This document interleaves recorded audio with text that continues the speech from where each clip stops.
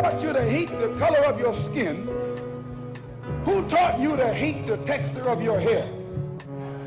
Who taught you to hate the shape of your nose and the shape of your lips?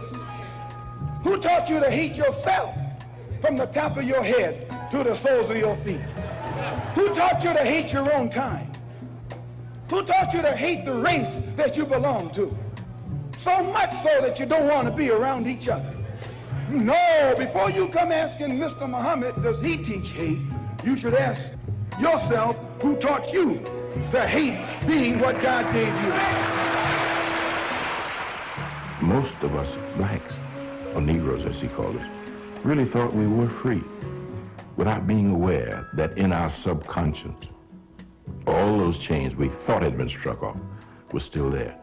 And there were many ways where what really motivated us was our desire to be loved by the white man.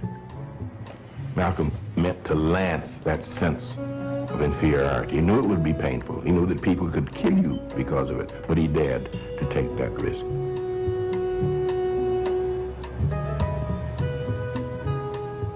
He was saying something over and above that of any other leader of that day, while the other leaders were begging for entry into the house of their oppressor.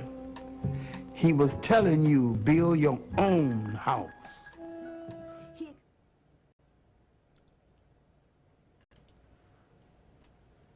Welcome to the Gilchrist experience. As you see, that's an old Roland I ran for years, some 25 years ago when we were at 59th Street. Here today we're in the firehouse, 104th, Lexington 3rd, and 25 years later. But even further back, it goes this Malcolm theme of us, you know, feeling inferior and wanting the white man to love us. So we go back to the 50s when Malcolm came about and started stirring our spirits about being militant. And when we were too busy taking care of business, sort of getting along, trying to go to school and trying to get further ahead, and was getting around things rather than being confrontational, which was the difference between Malcolm and Martin.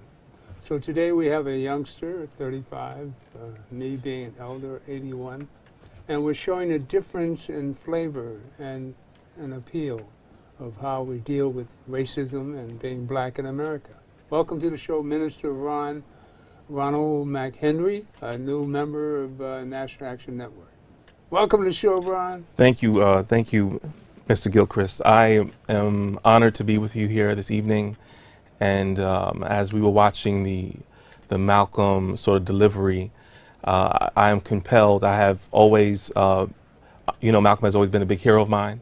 Mm-hmm. And to hear him talk about the inferior complex that we have, mm-hmm.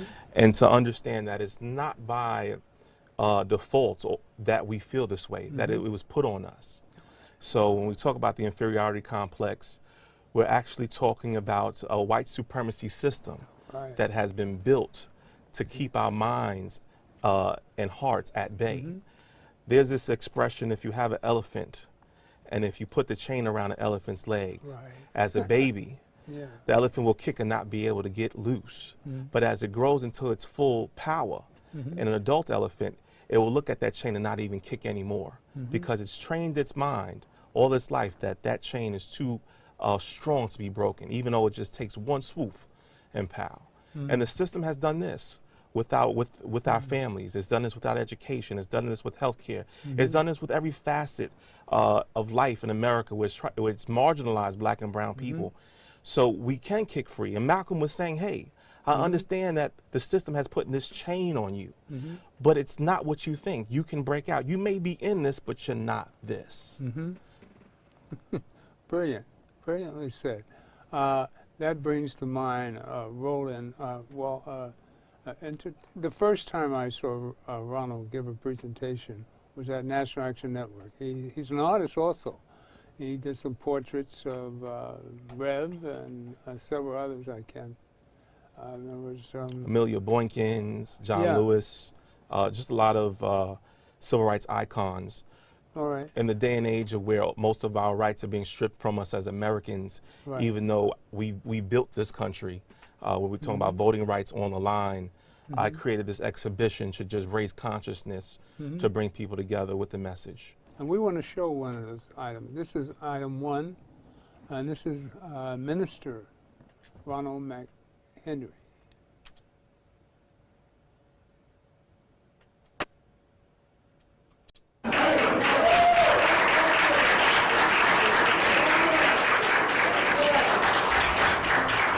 Any questions? Any questions in the audience?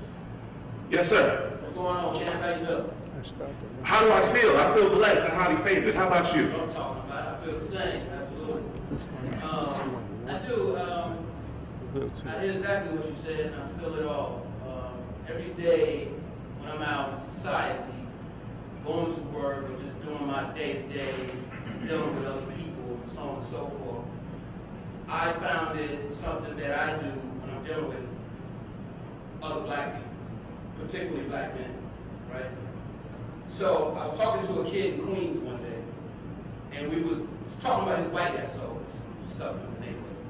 And I was explaining to him that, unfortunately, we're in a space where the biggest threat to a black man is another black man. This is what I'm telling him.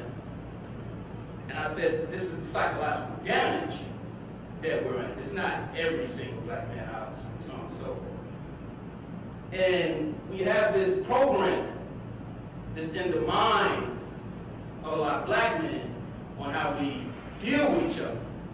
Too much macho, too much gunplay, too much, I got this, you ain't got that, too much, I'm hitting your girl, like it's just it's heavy.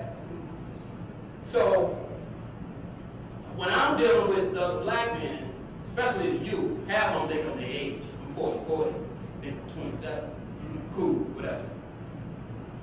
I try to touch on that psychological damage. Let them know that you don't have to walk around being gangster. You don't have to walk around thinking you have to have a gun just to go to the store. Everything will have to be, I got this, you don't got that. Like all this. So I just want to segue, as I, and I thank you for sharing how you feel, and I'm sure the art brought that out. I was reading the scripture the other day, Psalms 137. It has 9 verses. And it begins to talk about the people of Jerusalem who were being captive by the Babylonian king Nebuchadnezzar. And all of Israel had to be taken up and stripped, right? And they all were taken into bondage. And so this 137th division of Psalms is a lament. And it starts out by saying, right, they asked us to sing the Lord's song by the river. What river are we talking about? We're talking about the Euphrates River. And it says that we hung up our harps on the poplar or the willow tree, and we refused to sing the Lord's song. And it says, but let my tongue cling to the roof of my mouth if I do not remember the Lord's song. And how does this segue into what you're saying? We may be in Babylon, but we're not Babylonians. They can take our clothes, but that does not make us a Babylonian. They can take our bracelet, that does not make us a Babylonian. They can break up our families, that does not make us a Babylonian. But it's important to always sing the Lord's song because it's going to cause you to remember who you are. And that's why I say it's important for us to get in touch with our history and our past. Right? Because if we don't understand the history, where do we go from here? As the Reverend says, Moses crossed the Sea of Reeds, but Joshua had to go across the Jordan. And if we don't cling back to the lineage and to the movement, we're not going to know how to get over certain traumas in our neighborhood. I know a lot of people talk about black on black crime, but they don't ever talk about white on white crime. They don't ever talk about domestic situations in white communities.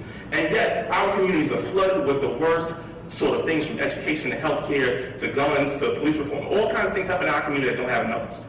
So we just have to continue to do the work. And we all have different skill sets. We all have to get that message out. We just got to continue to do the work. We all have to do our part. There's so many hands that went up. Yes, Ashley? See, that's an answer to what I think the youth need to hear. You know, it's an answer from youth. I thought that was well put, and it gives black people a sense of hope, because I believe if you're black in America and you don't have any God in your heart, you're a dead man. You're walking around lost.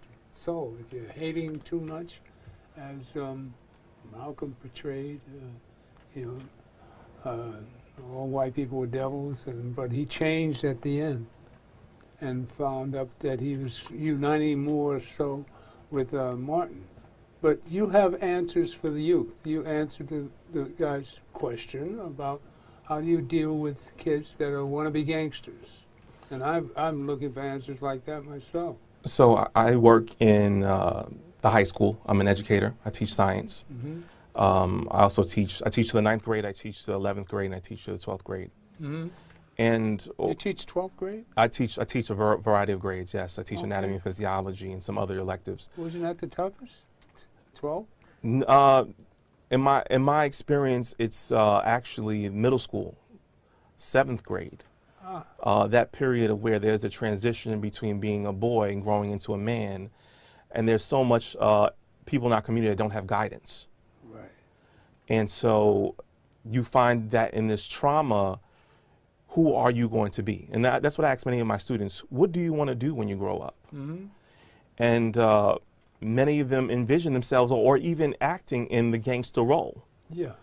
And so you ask yourself why, right? Mm-hmm. As that's the question we ask ourselves, why? When I ask my students, what do you want to be? The first answers are, and it's a lot of students, it's not just a few. I want to be in basketball, Mm-hmm. I want to be in football, or I want to be a rapper.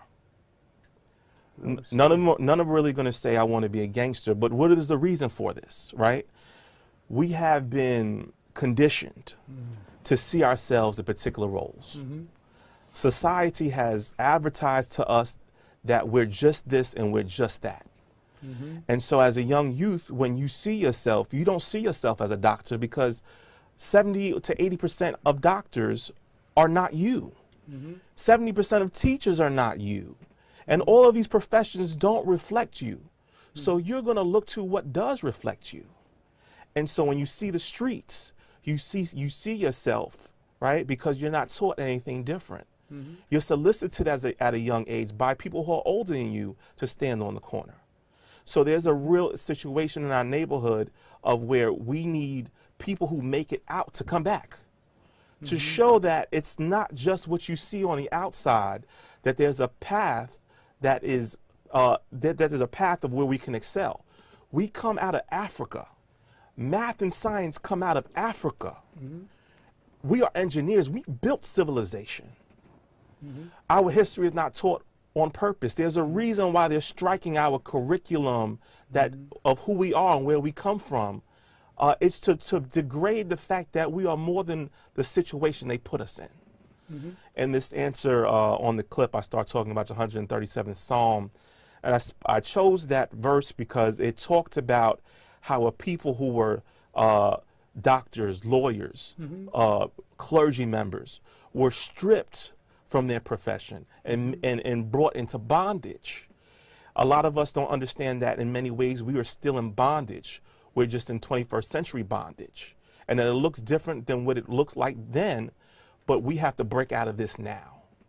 And so I began to describe that psalm by the prophet.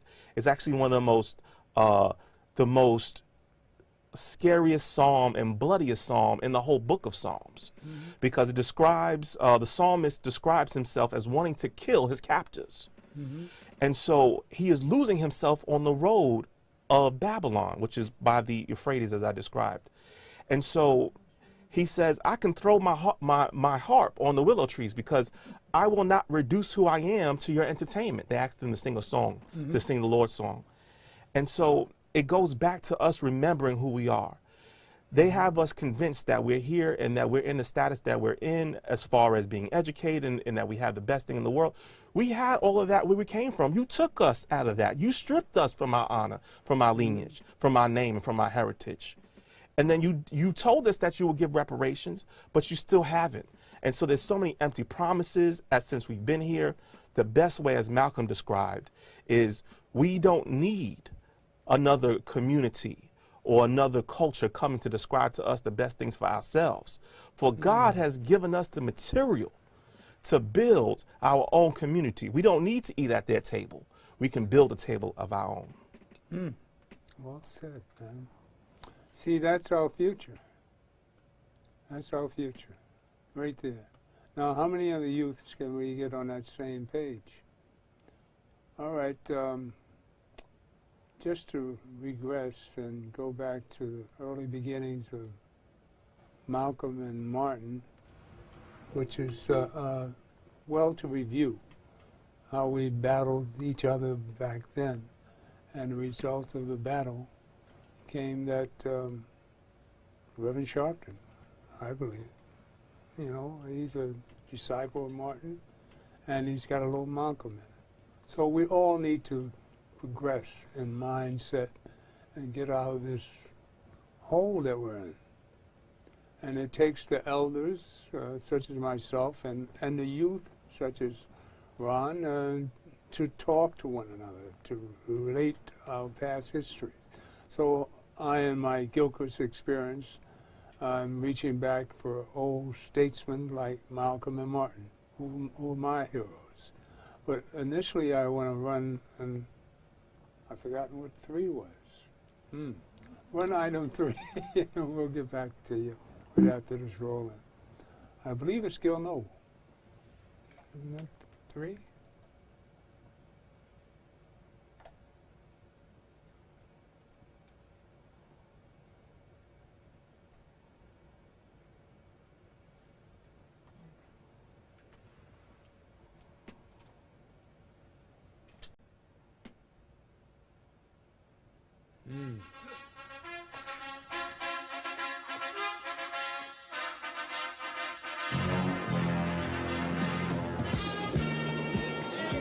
The white man pays Reverend Martin Luther King, subsidizes Reverend Martin Luther King, so that Reverend Martin Luther King can continue to teach the Negroes to be defenseless. That's what you mean by nonviolent. Be defenseless. Be defenseless in the face of one of the most cruel beasts that has ever taken the people into captivity. That's this American white man. And they have proved it throughout the country by the police dogs and the police clubs. 100 years ago, they used to put on a white sheet and use a bloodhound against Negroes. Today, they have taken off the white sheet and put on police uniforms. They've traded in the bloodhounds for police dogs, and they're still doing the same thing. And just as Uncle Tom, back during slavery, used to keep the Negroes from resisting the bloodhound or resisting the Ku Klux Klan by teaching them to love their enemy or pray for those who use them despitefully. Today, Martin Luther King is just a 20th century or modern Uncle Tom or a religious Uncle Tom who is doing the same thing today to keep Negroes defenseless in the face of attack that Uncle Tom did on the plantation to keep those Negroes defenseless in the face of the attack of the Klan in that Well, day. I don't think of love as, in this context, as emotional bosh. I don't think of it as a weak force. But I think of love as something strong and that organizes itself into powerful direct action. This is what I tried to teach in the struggle in the South, that we are not engaged in a struggle that means we sit down and do nothing.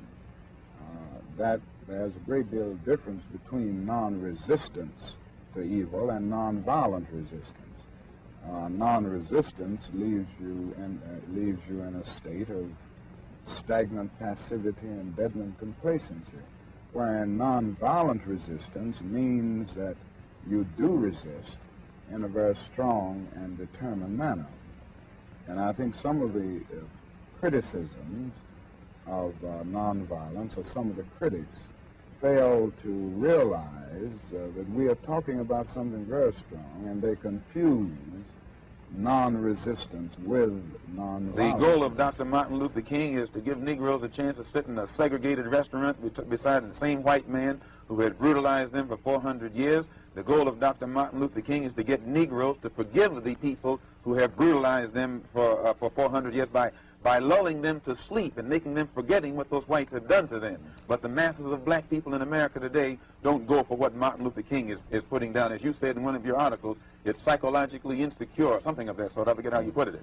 But you didn't endorse what Martin Luther King was doing yourself. I do not reject his goals of full integration and full equality rights for American citizens. Do you reject these goals? If you don't think that he's walking on the right road, I'm quite sure you don't agree that he'll get to the right place. And if you would classify his method as psychologically unrealistic, I think that if a man's method is psychologically unrealistic, which means the road or the means or the method that he's using, I think as a psychologist, you'd be very doubtful I don't think that he would reach true. the right. If anyone has ever lived with a nonviolent movement in the South, from Montgomery on through the Freedom Rides and through the sit-in movement and the recent Birmingham movement, and see the reactions of many of the extremists and reactionaries in the white community, he wouldn't say that this movement makes, or this philosophy makes them comfortable. I think it arouses a sense of shame within them often, in many instances. I think it does something to touch the conscience and establish a sense of guilt. Now, so often people respond to guilt by engaging more in the guilt-evoking act in an attempt to drown the sense of guilt. But this approach certainly doesn't make the white man feel comfortable. I think it does the other things, conscience, and it disturbs this sense of contentment. Nothing will. You know, that gives you a good idea of how we battled each other between Martin and Malcolm. We know the end results of this. Malcolm and the movement, you know what happened, Malcolm was assassinated by his own folks. People try to say Malcolm was getting too powerful. We'll go over that later. But I just wanted to get to a point of how we saw Malcolm as elders.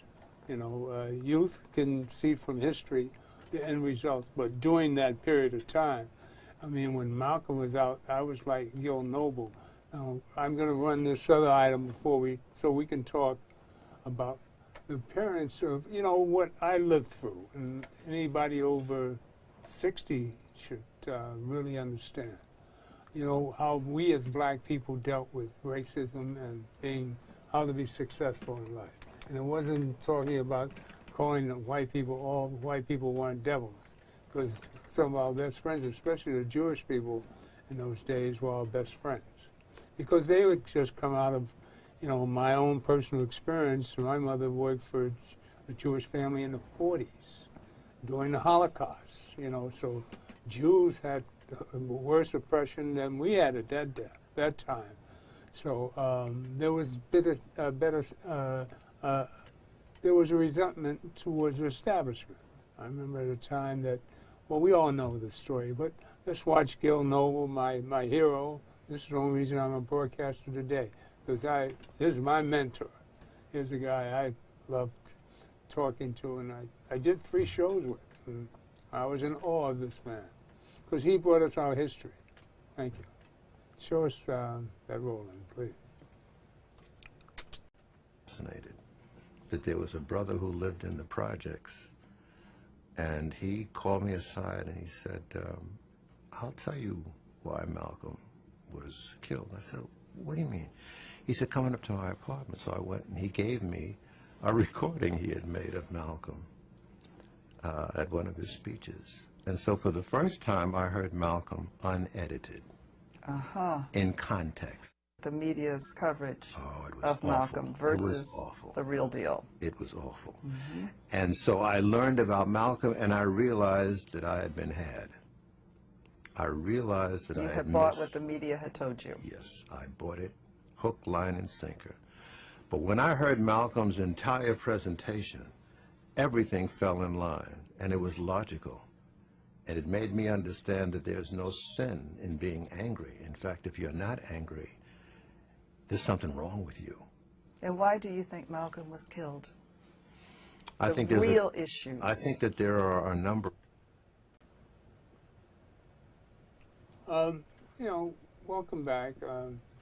There's a little bit of confusion here, but I want to run another item was talking about the beginnings, how we felt about Malcolm and how he affected a lot of his elders or people that weren't Muslims and didn't believe in changing their names, and how we thought the man was kind of strange because of his beliefs.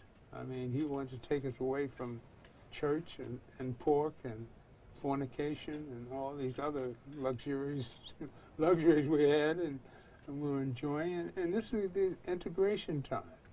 You know, blacks were popular these days. I mean, everybody's having fun.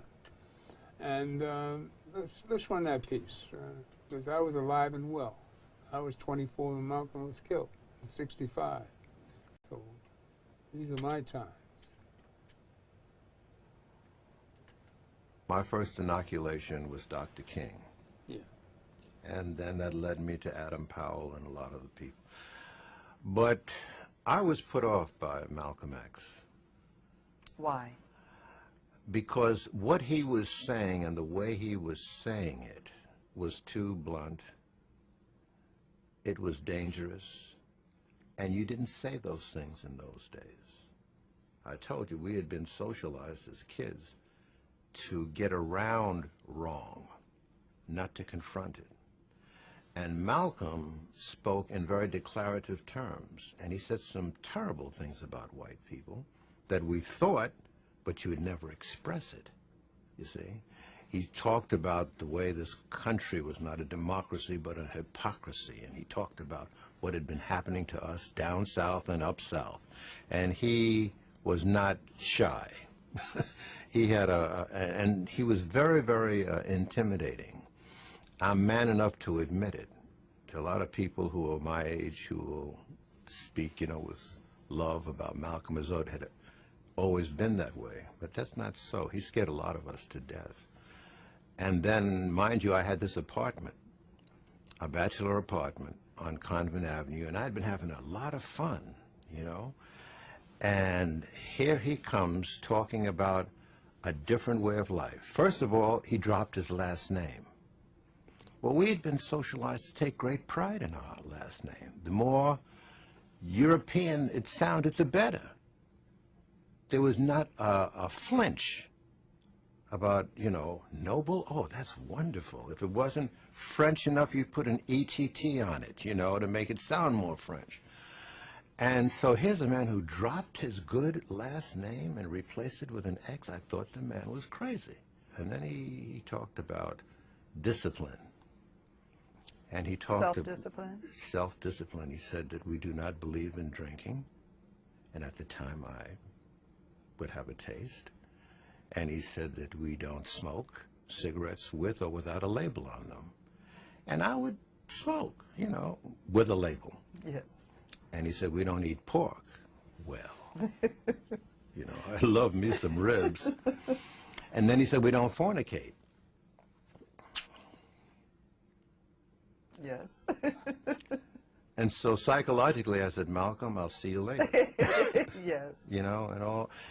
But what he was doing in deprecating whiteness, I came to understand later that he was rearranging the balance that we needed, because we had glorified whiteness and deprecated blackness.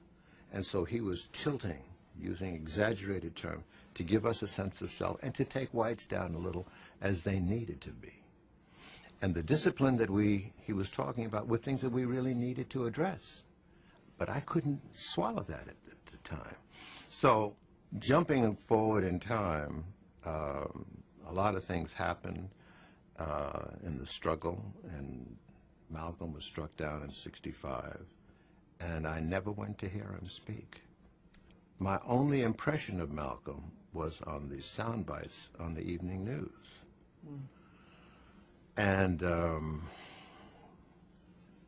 if there was a rally in Harlem, where I'm living now, I'm living in Harlem, and he would have a rally 10 blocks away, I would go in the other direction. Did he have a mosque there? He had a mosque on 116th Street, and I didn't live too far away from there. But I went out of my way to avoid this man because I thought he was wrong. I had white... As you see there, I was also in the same mode. I didn't think Malcolm was insane either, and all that he wanted to do, and he was calling all white people devils, and he was in a different religion. He had all these restrictions. But the people who had went that route, like Malcolm himself, had been in prison, and he learned the Muslim religion from prison. I was a Baptist, and this was a strange religion to me, so they were quite strange to us. But when you finally listened to Malcolm, what he had to say, it made sense. Well, Gil shows in another piece how he learned to understand how Malcolm was. But always after people die, then we pay attention. The same thing with Martin. Martin's last real statement and challenge to the government was his speech at Riverside Church against the 67, April 4th, 1967. And he died exactly a year later, on April 4th, 1968. But Martin came out against the war. And Johnson, who had given us civil rights bills, on top of it was and Johnson felt betrayed because Martin came out for what was right. The Vietnam War was wrong, and Johnson was wrong, and Martin told him that. And a year later, you know, everybody turned on Martin. So we see all our heroes don't gather any true recognition until they're dead and gone. Now we can appreciate Martin and Malcolm. But when they were alive, I mean, most of us didn't know. I didn't get to know Malcolm until I started doing television shows with his bodyguard, Reverend Charles Kenyatta, who had changed from the Muslim religion to Baptism. So, I mean, everybody evolves. When you finally find that all white people aren't devils, but that was Malcolm's stance before he died. I have another piece by him, but you see how everything turns, but we found that there's one race, the human race, and we have to learn to understand what our tribal problems are. Everybody's tribal. They're in their own, as we have with the youth today. You see the difference, but you pay attention to what happened in the past. All right, so we know, you as an educator know your history, but the youth, the black youth of today, the history is hidden. So we have that problem, and you're one of the educators that bring this to our to the youth's attention. So what say you, Ronald, Minister? Well, I'm an educator, I'm a minister, and I'm also an artist, and through all those three vehicles, I try to decolonize the thought process behind art, behind education, and behind ministry. My thought process when it comes to Malcolm and Martin is that they were in two different vehicles, but they both were on the same road. That's right. And we could not have gotten the progress that we got in the 60s unless both fought their fights on their fronts. They both were our attorneys. They both were our general attorneys. Malcolm was our offensive general attorney, and Martin was our defensive general attorney. And Martin fought for civil rights, but Malcolm fought for human rights. They both were a danger to the system because the system was about oppressing the masses. It is important to understand that both disciplines are needed when you talk about a revolution. And even though in the beginning they had contrasting views, by the ends of their life, their views were one and the same. Martin, his ideology comes from that of love. And not in the sense that we're going to love our enemies and we're going to let our enemies trample on over us, but we're going to love them to a point that we're going to put pressure on them. And this pressure we're going to put on them is going to cause change. Reverend Dr. King got his fighting style and fighting method from two people specifically in history. The first being Gandhi and the second one being Jesus Christ. Oh, wow, that's right. So when we look at these examples, you understand that you're going to go through it. Because if you study the life of Jesus Christ, no one that follows him expects to follow his lifestyle and be like him without catching hell on earth. Right.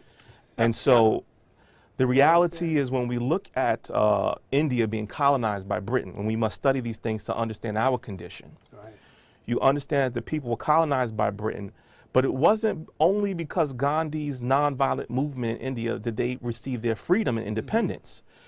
There were many things going on in Britain at the same time. There were many violent, militant movements going on in India that the British had to watch out for. Right. As the British were trying to exploit the divisions of India, they decided that because there were so many factions and religions and languages, that they would impose their culture. And as they imposed their culture, they did something that was evil, but what they intended for evil, God used for good.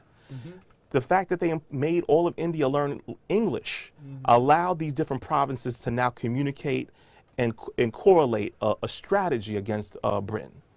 So there was that fight, but also World War II happened. Right. World War II happened and England went bankrupt. And England winds up letting go of many of its colonies. So yes, we have to give honor to Gandhi for what he did in his work, but it was many different movements driving down this lane of freedom in India. When we talk about the Lord Jesus Christ, we talk Can I about say one thing about Gandhi? Yes, sir. Didn't Gandhi learned his rebellion from being in South Africa. So he learned his from being in South Africa. Right. You going to touch on that? No, you're supposed to. Okay, I'm going to take it all the way back to Jesus. This is where I'm going to. Because Gandhi took his methods from many different places. Right. But when we talk about the Reverend Martin Luther King, there's no one he studied more than Jesus Christ. Okay. A figure who brought down the Roman Empire through love and through nonviolence. Right? The Jews were expecting a Messiah that was going to bring them together so that they can form a military group to take over the Roman Empire. But Jesus came speaking the kingdom of heaven. He understood that the fight was here before it was here. Right. And so Jesus went around educating. He took on the 12. And what we see is that when many think that the life of Jesus Christ was defeated because he was captured and he was hung on a cross, he was spat upon, he was beat. And through all of this, his disciples denied him, the very people that said they would follow him.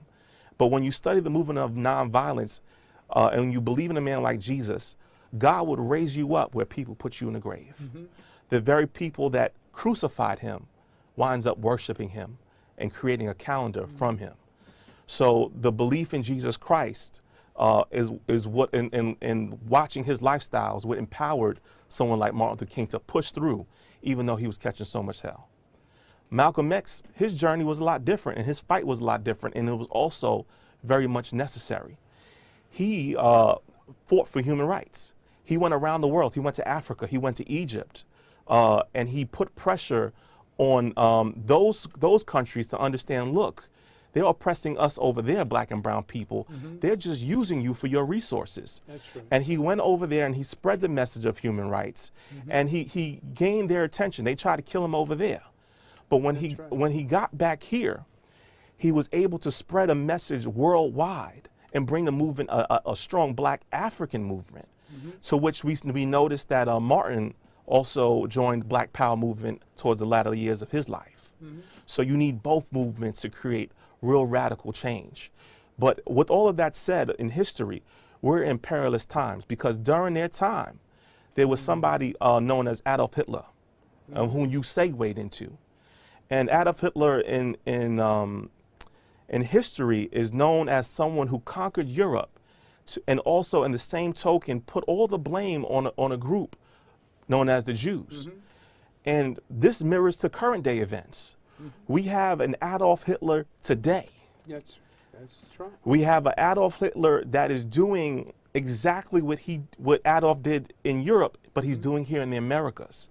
Stoking division, creating hate crimes, making it okay to marginalize different groups. So the question is, what do we do as a people? Because it doesn't get better from here. We need our Martins and our Malcolms to rise up. Mm-hmm. Well, I wish I had a roll-in about Trump now. Well, let's update Trump has enough ourselves. roll-ins. He got enough roll-ins on the news. It's on the news every other day. Oh, yeah. This is our modern-day Hitler. That's true. Matter of fact, his father was German. He has roots in the KKK, yeah. Yeah, he was that's right, he's a son of a KKK man. And he shows it. He shows it well. That's something to think about.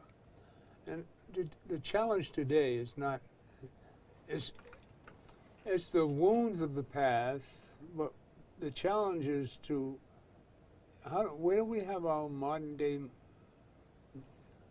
Joshua, like yourself? How many other people out there, youngsters like your age, that are that aware of where we should be going and what direction we should be taking, how we should be studying history? Huh? Many are called, but few are chosen. Yeah, well, I see Reverend Sharpton as being our leader for the time, but I think it's up to us to really gather up forces to fight this demon that's coming at us. A lot of questions are going to be answered, I think, at this election. So it's time to get everybody to vote. This is the most important time for us to stop whatever tribal warfare we have going on amongst each other and take time out to really seriously think about voting. Voting is the most, it's the ballot of the bullet. Now, we're not about to grab guns because we know we're outnumbered. And that's all they need, for us to grab a gun. So we have to use that love element that's more Martin than Malcolm. But Malcolm learned to love in the end. So I just want to say, Malcolm never led a military crusade into white America. Right. Malcolm never led an insurrection. Right. And so, yes, his methods and what he said was different, but it was very important for us to see ourselves through the lens that Malcolm was saying. Mm-hmm. We're in this, but we're not this. Who taught you to hate the shape of your nose? Right. That was the message that God gave Malcolm. Mm-hmm. Where would we be without a Malcolm X? Yes, he went through a lot, and that was his cross to bear. Mm-hmm. But now it's our time to pick up that cross, and not the cross to stoke division, but the cross to bring us together into a unified democracy. This democracy was created not in the right way. Martin talks about the soul of the nation and how the soul of the nation is in peril. The soul of the nation needs to be saved. And when you're a Christian, you only believe that one person can save your soul. Well, the nation needs to be saved by this one person. Yes, I'm going to vote. Yes, I'm going to participate in the democratic process. But I'm waiting on the one who can take on the government of the world himself. I'm waiting for Jesus Christ to come back.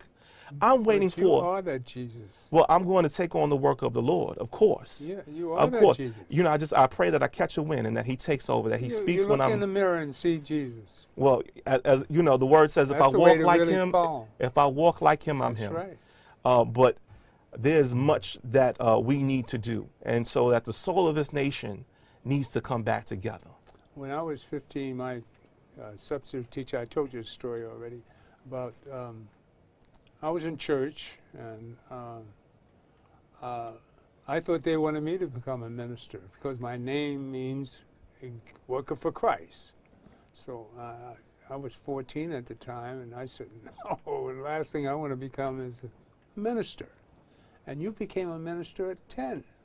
So we all have that calling. We want to be Christ-like, but with the elements and all, well, the devil's busy all the time. And always, especially if you're in this atmosphere, this materialistic atmosphere. The devil's busy, but you are fortunate enough to find your way at an early age. So this is a calling for you. You know, it's funny that you segue into to this. I, like many youth, were lost. And when I say by lost, I was shown the streets and going down a path of many of my family are in the streets. As a young man, my mother pressed education, but I couldn't find or see myself through education through the books that my teachers were giving me. I didn't see myself succeeding in that. And at the age of 10, I had did so much that I regretted those things. And I didn't want to go down that road. And I cried out to God, and I went to church. And God spoke back to me. And he told me that I was chosen. But I had to wait on the answer. I was 10 years old. I could not read because at 10 I could not read. My mother had to come to the school all the time because I was doing things to my classmates. But in the church, I learned how to read. I prayed to God, and he would teach me through his word how to read. And he also, more importantly, taught me about himself. And the work that happened was that my soul began to be healed through the Bible. And the Holy Spirit is real. God is real. And so it's all about giving him the time, as you would a woman or any relationship, for him to come into your life and for him to walk with you, for him to talk with you, for him to take you by the hand. So I grew up without a father. I grew up without many friends, but he came into my life and he was everything I needed. And America needs this God that came into my life. Amen. Amen. I always say a black man without God is a dead man. I'm gonna say all men need God, because selfishness leads us down a road of destruction. Exactly. Yeah, well said. I stand in addition to that, you know, what I said. But I specify black people because we have so many different devils coming at us all the time, and it's our training, our brainwashing, and just life itself. But I know I wouldn't be alive if I didn't have God in my life. You know what I mean? I wouldn't be who I am if I didn't have God in my life. Amen. Because I know what I've been the devils. I've been in the demonic spirit. I've seen it, felt it, lived it. So you got to get to know it all. And this is important because it segues. We could talk about Martin all day into what Malcolm's importance was. The soul of the nation is corrupt and in darkness. But Malcolm did something. He called out and prosecuted this nation because we are, as you say, a marginalized people. And yes, we're in darkness, and yes, everybody needs to get saved, but our oppression is not okay. So Malcolm condemned this country. He condemned them, and it's true. This country is not going to be judged by me. You're going to be judged by God for marginalizing a people, for treating a people for 500 years this way. Who do you think you are? How long do you think you're going to get away with this? What riches have you gained that is worth losing your soul? This is the message that came before us, and this is the message that will go forth. Just like the people of Sodom and Gomorrah in the book of Ezekiel were judged because they marginalized the poor. So with this country and every other nation that marginalizes. Let's show why they killed Malcolm. All right? Run the end of 4, and we'll come back to Minister Ronald.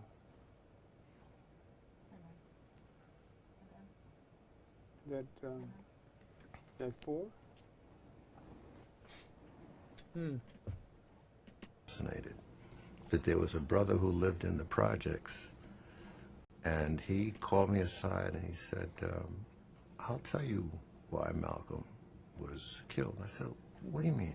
He said, come on up to my apartment. So I went, and he gave me a recording he had made of Malcolm at one of his speeches. And so for the first time, I heard Malcolm unedited, in context. The media's coverage of awful. Malcolm versus the real deal. It was awful. And so I learned about Malcolm, and I realized that I had been had. I realized that you I had bought what the media had told you. Yes, I bought it, hook, line, and sinker. But when I heard Malcolm's entire presentation, everything fell in line, and it was logical. And it made me understand that there's no sin in being angry. In fact, if you're not angry, there's something wrong with you. And why do you think Malcolm was killed? I think real issues. I think that there are a number of reasons why he was killed. And it's a very, very painful reality that we need to deal with. He was a threat to America's global ambitions. He had done a lot in Africa to awaken the African countries and let them understand that they should not be a victim of the courtship that American businesses were engaged in, the Peace Corps and all these things, because they don't love you. They want your minerals. If they did, look what they're doing to us, and we're your brothers and sisters. Look what they're doing to us in, you know, Mississippi and whatnot. And so many of them began to quote Malcolm on the floor of the United Nations, ironically. So I think that that's one dimension that the State Department, and they tried to kill him when he was in Egypt. They poisoned him, but he had his stomach pumped and he survived. So that was one dimension. Then there were the authorities here in this country that also wanted him to leave this life. And then there was a lot of factionalism within the Nation of Islam. And there was a lot of greed, there was a lot of ambitiousness, and there was a lot of friction, because the Nation of Islam had grown into an economic colossus. And self-sufficiency. They were self-sufficient. The same things that your parents practiced. Exactly. And they were a threat. They had their own schools. They had their own religion. Food. They had their own name, their own diet. They were self-sufficient. And that was a threat. Big time. And so I think that there are some people who were in the nation who, see, many of the people who had been fished by Malcolm into joining the nation had been on the street like he had. And a lot of them, as the money started to come in, some of the old temptations began to take over. I interviewed a man, Talmadge Hayer, in prison, and he told me that he thought that Malcolm was a hypocrite and that he was wrong in bad-mouthing Elijah. He told me this on camera. And he told me how they went about assassinating him and, you know, how determined they were to take him out. He really believed it, you think? Oh, he really did. He thought, and the more Malcolm protested, the angrier they became. And so he took me right through. He was one of the gunmen. He had a pistol, and he described how there were 3 gunmen. 1 had a rifle and 2 had pistols. He was one of the gunmen. The rifle went off first and struck down Malcolm, and the 2 men with revolvers went up to the stage and emptied their revolvers. And he told me that he was convinced that he had done the right thing, you know. And I asked him, I said, in your life, have you ever so much as spat at a member of the White Citizens Council or the Ku Klux Klan? Or did you ever smack one? And he dropped his head and he said, no. Did he understand the meaning of that question, do you think? I made it clear. But he said that it wasn't until years later, while in prison, that he came to understand that Malcolm was not lying, he was not wrong, and that there was corruption. And he had a nervous breakdown in prison because he realized that who he had taken off. Yes, exactly. You know, so. There's a good history lesson. How we have tribal warfare and how we have to unite for the present-day devil, Donald Trump. And we have to realize there's one race, the human race, and learn the lessons of the past. And a modern-day Joshua's, like Minister McHenry, has come to us, and we're going to see more of him, and we're going to see how his training, his calling is going to benefit all the people around him. Because here today you've taught us that there's hope. You've taught me there's hope in the youth. All right? Thank you for coming today. Thank you. It's God who raises up. It's God who empowers. And all you have to do is listen to his voice. He'll speak to you. Keep your ear open. Yeah, that's my famous closing. The God in me loves the God in you. Amen. And this is the theme that's always on the Gilchrist experience. So we're going to another change, and how are we going to fight this devil that we have out there now? The devil that's here now is no different from the devil that was before. Oh, he's a little different, because he's convinced. Oh, well, we always knew racism. So let me say this differently. Okay. The puppet is different, but the hand that's moving the puppet is the same. Mm-hmm. Before him, there was a Hitler. Before him, there was a Nebuchadnezzar. There was always someone that wanted to conquer the world and marginalize groups of people to do it. Okay. The way we do it is we organize. We get together. People, you need to get involved, right? Get involved in an organization that's greater than yourself. Black people, brown people, we need to get back to the church. We need to get back to the things that matter.